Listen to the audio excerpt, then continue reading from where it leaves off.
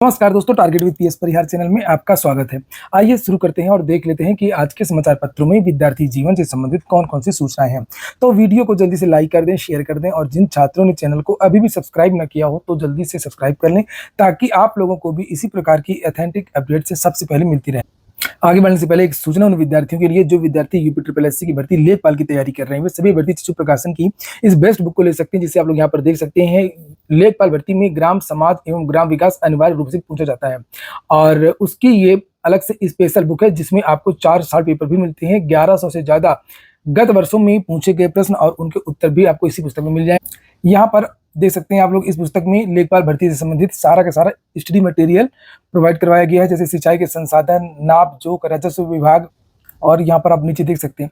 और सभी कापी किताबों की दुकानों में चक्षु प्रकाशन की ये बेस्ट बुक आपको मिल जाएगी लेखपाल भर्ती की। और अगर आप लोग ऑनलाइन मंगवाना चाहते हैं तो उसकी लिंक मैंने डिस्क्रिप्शन बॉक्स और कमेंट बॉक्स दोनों जगह उपलब्ध करा दी है। लेखपाल भर्ती की चक्षु प्रकाशन की और भी बहुत सारी पुस्तकें आती हैं, जैसे यहाँ पर आप संपूर्ण हिस्ट्री गाइड देख सकते हैं, ग्राम समाज एवं ग्राम विकास जिसे आप लोग अभी देख रहे थे। इसी प्रकार से राजस्व लेखपाल का प्रैक्टिस शीट भी आता है। इन सब की लिंक भी मैंने डिस्क्रिप्शन बॉक्स में उपलब्ध करा दी है। शुरू करते हैं हम लोग उत्तर प्रदेश लोक सेवा आयोग की भर्तियों से। और लिखा, सितंबर का तीसरा सप्ताह बीता, 109 पदों पर भर्ती का इंतजार। उत्तर प्रदेश लोक सेवा आयोग सितंबर के दूसरे सप्ताह में 9 प्रकार के पदों पर भर्ती प्रक्रिया शुरू करने की तैयारी में था, लेकिन इसके लिए आयोग ने 4 सितंबर को संभावित भर्तियों की सूची जारी की थी। लेकिन सितंबर का तीसरा सप्ताह अभी बीत चुका है और भर्तियों को भर्ती प्रक्रिया शुरू होने का इंतजार है। आयोग को कुल 109 पदों पर सीधी भर्ती शुरू करनी है और इसके लिए सितंबर के दूसरे सप्ताह में विज्ञापन जारी करने का प्रस्ताव था। आयोग के सूत्रों का कहना है कि सितंबर के दूसरे और तीसरे हफ्ते में कई छुट्टियां पड़ गई। इस दौरान होम्योपैथी चिकित्सा अधिकारी स्क्रीनिंग परीक्षा 2023 और होम्योपैथी आवासीय चिकित्सा अधिकारी स्क्रीनिंग परीक्षा 2023 कराई गई है और इस वजह से नई भर्तियों के विज्ञापन जारी नहीं हो पाए हैं। सूत्रों के अनुसार इस माह के अंत तक ज्यादातर भर्तियों के विज्ञापन जारी कर दिए जाएंगे। इसी महीने जिन विभागों में भर्तियां होनी है वो कौन कौन से विभाग हैं, लिखा है। उच्च शिक्षा विभाग से भर्ती आएगी, लोक निर्माण विभाग से भर्ती आएगी, प्रशासनिक सुधार विभाग से भर्ती आएगी, उत्तर प्रदेश आयुष आयुर्वेद विभाग से भर्ती आएगी, उत्तर प्रदेश आयुष होम्योपैथी और उत्तर प्रदेश आयुष यूनानी शामिल है। वहीं पर लिखा है कि चिकित्सा अधिकारी स्क्रीनिंग परीक्षा की उत्तर कुंजी जारी कर दी गई है, जिसकी अभी हाल ही परीक्षा हुई थी 18 सितंबर को और यह उत्तर कुंजी 27 तक उपलब्ध रहेगी। अगर कोई समस्या है किसी प्रश्न या उत्तर में तो आप लोग 28 सितंबर तक इसे चैलेंज कर सकते हैं। अगली सूचना है, आयोग 24 को जारी करेगा सीधी भर्ती के कट ऑफ। उत्तर प्रदेश लोक सेवा आयोग की ओर से चिकित्सा ग्रेड शिक्षा विभाग एलोपैथी में प्राचार्य चिकित्सा अधिकारी ग्रेड 2 के विभिन्न पदों पर हुई सीधी भर्ती के इंटरव्यू में शामिल अभ्यर्थियों कट ऑफ और प्राप्तांक 24 सितंबर को जारी किए जाएंगे, जो 1 अक्टूबर तक आयोग की वेबसाइट पर उपलब्ध रहेंगे। आयोग के उप सचिव विनोद कुमार गौड़ के अनुसार अभ्यर्थी अपने अनुक्रमांक और जन्म तिथि के आधार पर प्राप्तांक और कट ऑफ अंक देख सकते हैं। कौन कौन सी भर्तियां मैं दिखाता हूँ, ये लीजिए। ये इसके लिए अलग से विज्ञापन भी छपा हुआ है पेपर में। लेकिन सीधी भर्ती से संबंधित विज्ञापनों के अंतर्गत विज्ञापित पद जिनका विवरण है, यहाँ पर ये देखिए, आप लोग देख लीजिए। अगर आप इसमें शामिल हुए तो आप लोग जाकर के इसे देख सकते हैं। ये लिखा 24 तारीख से लेकर के 1 अक्टूबर तक ही उपलब्ध रहेगा। चलिए हम बात कर लेते हैं अब रेलवे की। और एक दिन मैंने इसका वीडियो भी बनाया था, जिसमें रेलवे के जो चेयरमैन है उन्होंने एक पत्र लिखा था वित्त विभाग को। उसी से संबंधित ये न्यूज है। लिखा है, भारतीय रेलवे में 80,000 नए पद सृजित होंगे। ये नए पद हैं और जैसे किसी विभाग में मान लीजिए कि 5 लाख पद हैं, उनमें 2 लाख पद रिक्त हैं, 3 लाख पद भरे हुए हैं, तो रिक्त पदों में भर्ती निकलती रहती है। लेकिन इसमें यह कहा जा रहा है कि रेलवे का काम बढ़ गया, इसलिए कुछ और भी पद हमको नए जोड़ने पड़ेंगे, सृजित करने पड़ेंगे। उसी के बारे में है ये लिखा। पिछले 8 साल में पहली बार रेलवे बोर्ड ने नई परिसंपत्तियों के अनुपात में भारतीय रेल में नए पदों के सृजन करने की पहल की है। अभी आज एक और न्यूज आई है, मैं रेलवे की आपको बताऊंगा। रेलवे उसमें भी काफी परेशान है, रेलवे में दुर्घटनाएं भी बहुत ज्यादा हो रही हैं आजकल। नीचे लिखा कि नई ट्रेन और मालगाड़ियां, नई रेल लाइनें, सेमी हाई स्पीड रेल चलाने के लिए ऑटोमेटिक सिग्नल सिस्टम, टक्कर रोधी नई तकनीकी कवच, विद्युतीकरण आदि के रखरखाव, मरम्मत, सुरक्षित ट्रेन परिचालन के लिए भारतीय रेलवे में 80,000 से अधिक नए पदों का सृजन हो सकता है। इसके अलावा भारतीय रेल में 61,529 खाली पदों पर चल रही भर्ती प्रक्रिया दिसंबर 2024 तक पूरी कर ली जाएगी, जिसकी विज्ञापन ऑलरेडी निकल रहे हैं, जैसे लोको पायलट, टेक्नीशियन, एनटीपीसी और अभी आगे ग्रुप डी का भी विज्ञापन जारी होना है। ये एक अलग चीज है। इसके अलावा बताया जा रहा है कि इसमें 80,000 पद और आ सकते हैं आने वाले समय में। नीचे लिखा कि रेलवे बोर्ड के एक वरिष्ठ अधिकारी ने बताया कि विभाग में अधिकांश नए पदों का सृजन रेल संरक्षक संवर्ग में किया जाएगा। इसमें प्रमुख रूप से, अब ये वो पद हैं जिनमें भर्तियां हो सकती हैं। लिखा है कि प्रमुख रूप से signal and telecom, civil engineering, electrical, electrical, rolling stock, train engine workshop, loco shed, traffic, train परिचालन, मैकेनिकल, कोच आदि विभाग में पदों का सृजन किया जाएगा।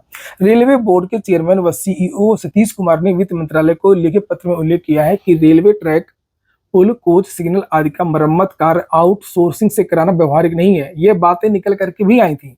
अभी जब रेलवे की दुर्घटना हुई थी तब ये कहा गया था कि जो संविदा कर्मी है, जब धंस गया था एक जगह रेलवे ट्रैक, वो जल्दी जल्दी अपना काम करके चले जाते हैं, और कौन थे, किस लेबर ने काम किया, वो चली गई तो कोई जिम्मेदारी नहीं।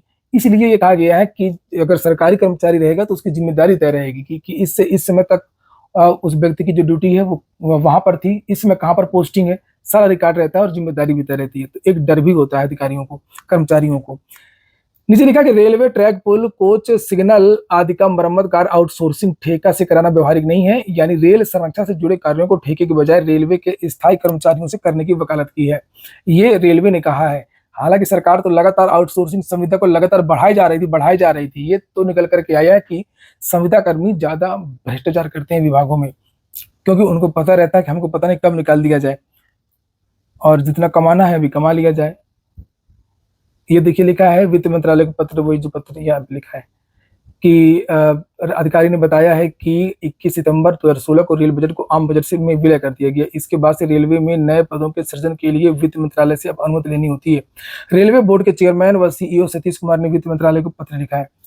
अगली सूचना है, स्टाफ नर्स अब कहलाएंगे नर्सिंग अधिकारी, आदेश जारी है। सूचना एवं जनसंपर्क विभाग में मुख्य सचिव समिति की संस्तुति पर अनुपयोगी पद खत्म किए जाएंगे और समिति ने विभाग में केयर टेकर के पद की जरूरत पर विचार करने को कहा है। वहीं पर लिखा है कि आधुनिक तकनीक के चलते विभाग में तमाम पदों की उपयोगिता खत्म हो गई है। अन्य पदों पर पुनरीक्षित वेतन मैट्रिक्स में वेतन यथावत रहेगा। नर्सिंग स्टाफ के पदनाम बदल दिए गए हैं, अब ये नर्सिंग अधिकारी कहलाएंगे। अपर मुख्य सचिव वित्त दीपक कुमार ने इस संबंध में आदेश जारी कर दिया है। इलाहाबाद विश्वविद्यालय की संयुक्त शोध प्रवेश परीक्षा क्रेट 2024 की लिखित परीक्षा आज होनी है और ये सुबह 10:30 बजे से लेकर के 1 बजे तक ऑफलाइन मोड में होगी। सभी छात्रों को शुभकामनाएं।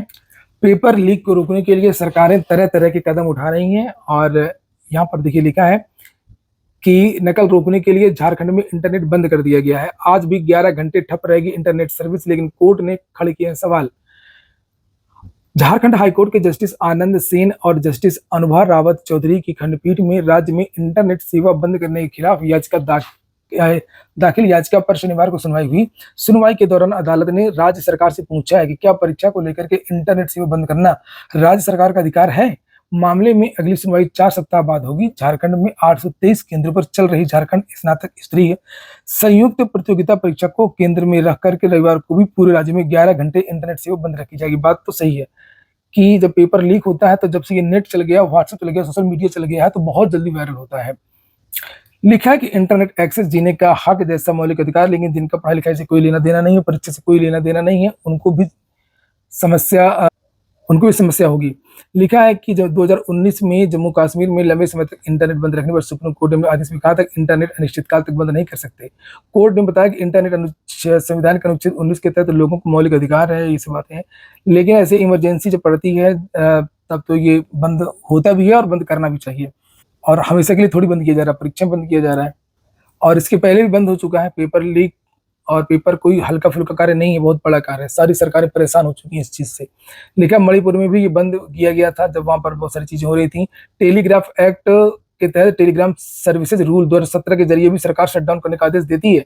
धारा 144 सीआरपीसी 1973 के तहत इंटरनेट शटडाउन करने का अधिकार डीएम को होता है।